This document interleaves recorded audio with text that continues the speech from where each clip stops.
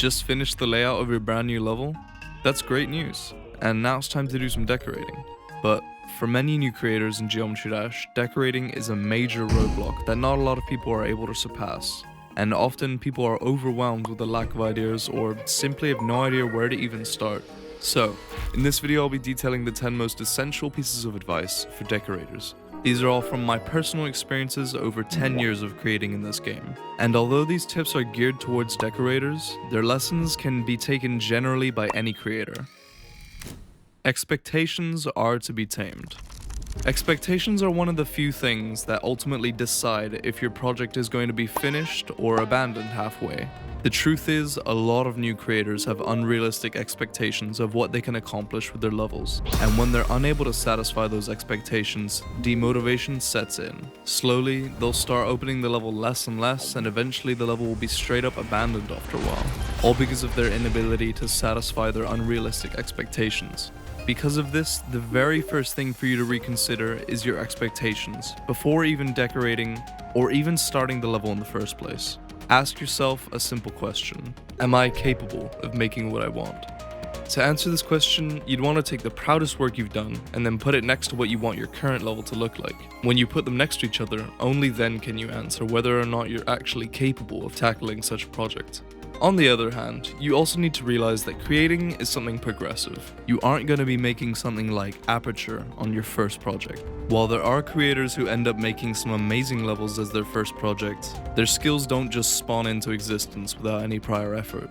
Sometimes these creators have prior experiences outside of GD, or they've been around playing the game for a while now, long enough to understand the fundamentals of a good GD level without even stepping foot in the editor. Another thing to realize is that creating in GD is ultimately just another way for people to express themselves creatively. Your levels do not have to impress others, nor does it have to have any specific objectives. Can't wait to get a orbit extension, and you're gonna have different orb plushies. That would be a good one to bank off of though, because orbit, oh my god. That extension. Nah, that won't happen. So keep your expectations low and realistic. Jump into the editor without expecting much, and you'll free yourself from the mental restraints of expectations and be able to express yourself freely. Less is more. It can be extremely tempting to think that a good level is absolutely dense with details and almost no room for empty spaces. This kind of mentality is further exacerbated by the fact that a lot of extremely popular levels today are incredibly filled with details and effects. But in reality, this is just one way to build a level, and not the default look of a good level. I'd like to share some examples of levels that don't exactly have the best decoration, but excel at other aspects, which make them become beloved levels in the community. The first one is probably the most known out of all of these, which is called Comatose by Arply. Comatose is an absolutely amazing level, and although its decorations are quite basic, it really excels at one thing, which is song representation and gameplay. The decoration and effects in Comatose visualize the music so well that it could even be passed off as a music video for the song itself. Every detail and effect is meticulously tied into the music, allowing the song's already strong feelings to be amplified through the level's visuals. This creates a level that's more than just another XXL demon level, but rather an experience both visually and auditory. In fact, I consider Comatose to be better than a lot of popular levels that are considered the best. Another example I'd like to shout out is String Theocracy by Gambit. This is a 2.2 level made using Millie's extremely popular song with the same name. The deco is super simple, all things considered, but it excels at a sort of visual storytelling, as the level matches so incredibly well with the song's lyrics, creating an experience that is sure to leave an impact on anyone playing the level. Other similarly amazing levels are Satellites by Para, Well Rested by 100 Foxes, The Beyond by Lyle, and so many more that I just don't have time to talk about in this section. Noticing a pattern here? Well, let's get into that in a future topic, but essentially what I'm saying is, don't be stressed over the details of your level. A good level is one that leaves an impact and provides an unforgettable experience for the player. Good decoration doesn't ruin gameplay. One of the most common complaints you'll hear from players when playing popular levels, especially demons, is that the decoration tends to make their levels harder than it actually is. Fortunately, most levels have decoration that does not interfere with the gameplay enough to make it illegible, but for the few that do, they're absolutely despised by the people playing it. There is a difference between decoration that simply makes a level harder and decoration that makes the level feel unfair. An example of this would be this obscure hard demon from mid 2.1 called The Bone by Agnès Chasseur. I'm sorry if I butchered that name. The level is somewhat fine in terms of readability, and then you get to the climax and the drop of the level, and there's just so many flash overlays and they last a pretty long time. Combine that with the deco also flashing at the same time and the level just moving all over the place, and you basically get a memory part with how unreadable it is. For my next example, I'll pick a random modern level from 2.0, which would be 2011 by Valent Insanity. Now, let's look at a video of the level.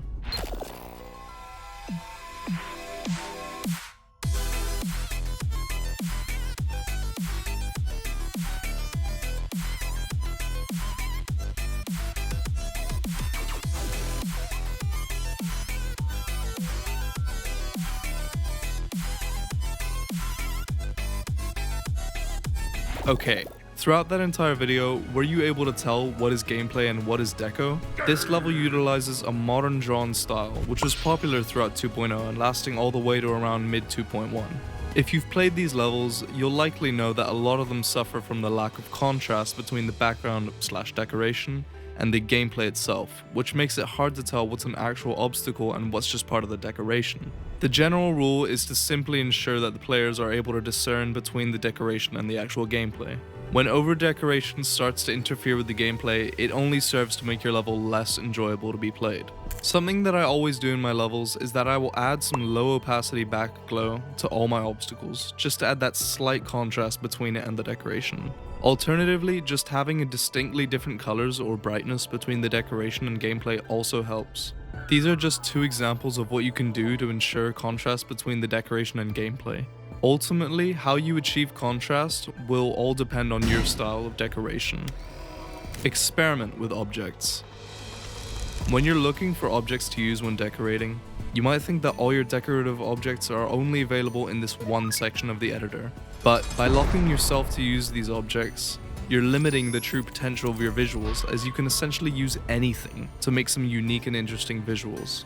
One underrated and extremely powerful, unconventional usage of objects is the use of particles. When you think of particles, you might think that you can only use it to make, well, particles.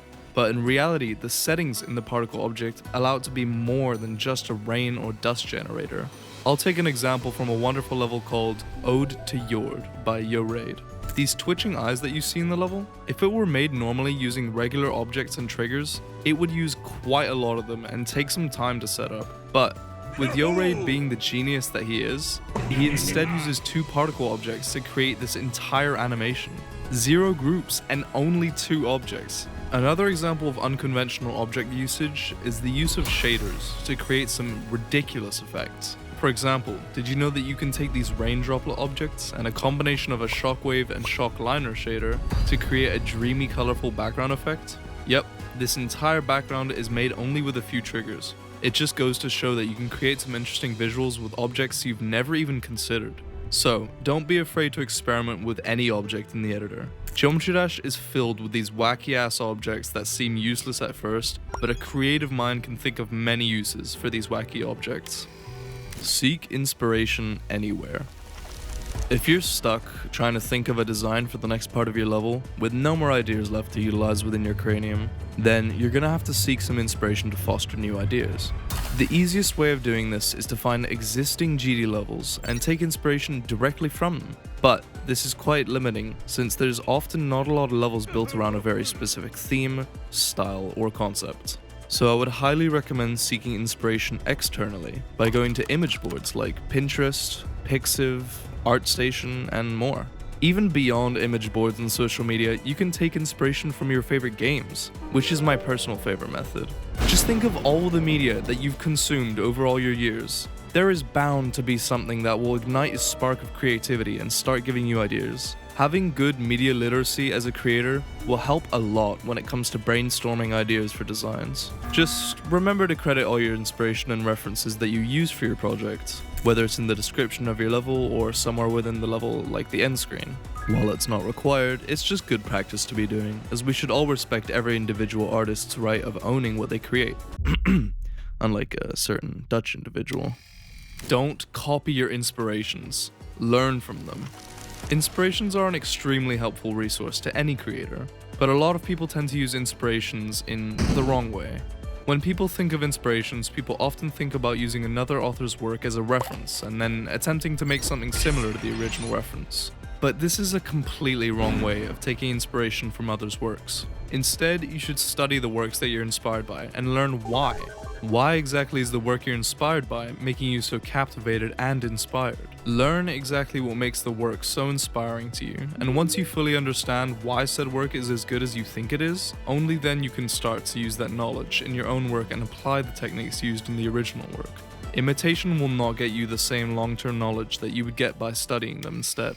Control expectations with progression. This is going to be a quick one, but just as important as the other topics. Make absolutely sure that the quality of your decoration in your level and its art style is consistent throughout your level. It's common for levels to have amazing visuals and gameplay in the beginning of the level and then kind of fall off halfway through the level. While it is quite difficult to create a level that's consistently good throughout the whole level, you could instead do a little trickery. When a level starts off amazing but gets worse over time, people often let that decline in quality affect their overall ratings of the level more, due to the set expectations at the very start. A level that starts off amazing has to end amazingly too. However, if you're not too confident in your ability to make a level that's consistently good all the way through, you can instead just completely reverse the thought process. In the beginning of your level, don't give it your all. Start off simple and intriguing and slowly build up the visuals and the gameplay. And then only at the drop, the climax of the level, that's when you give it your all. Not only does this save you more time trying to decorate the earlier parts and save your amazing ideas for the climax, but it also creates a sort of roller coaster of emotions that creates a memorable experience for players. Let the music be visualized through your decoration.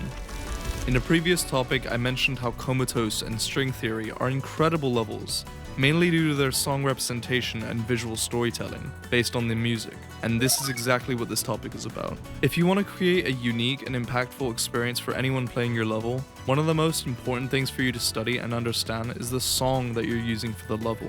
Song representation is so often overlooked as players tend to focus on other aspects such as overall decoration and gameplay, but a level with a bad song representation and good everything else is still going to completely ruin the experience. If you've ever played a level with a song that's not on Newgrounds, but without the actual song, then that's exactly how your level is going to feel if it doesn't have the proper song representation.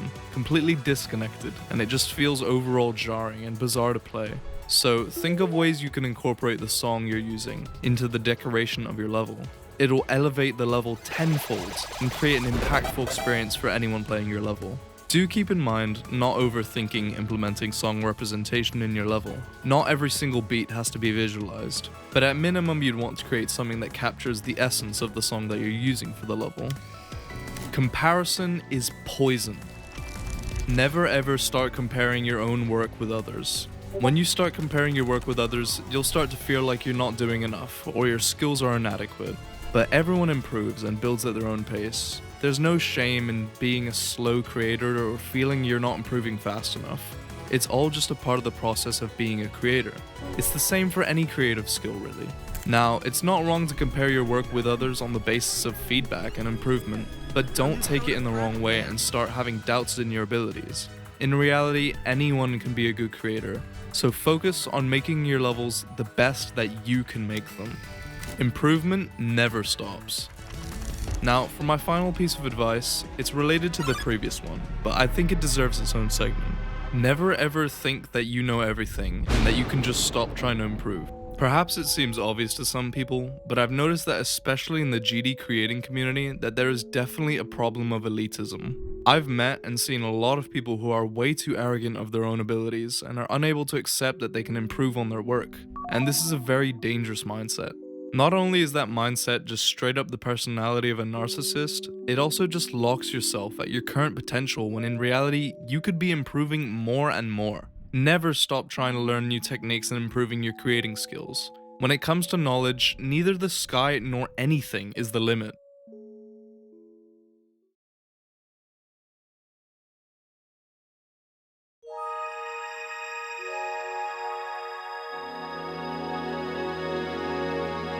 And that about wraps up my 10 most essential pieces of advice for decorators. As I mentioned at the start, all the advice can be taken by any creator, not just decorators. But as someone that mainly specializes in decorating and effects myself, I decided to give my advice that I'm the most familiar with. If you found this video helpful, please do consider subscribing and supporting me on Ko-Fi. You can also join my Discord server, where I strive to foster a supportive community of fellow GD creators and creatives alike. But anyway, thanks for watching and have a wonderful day.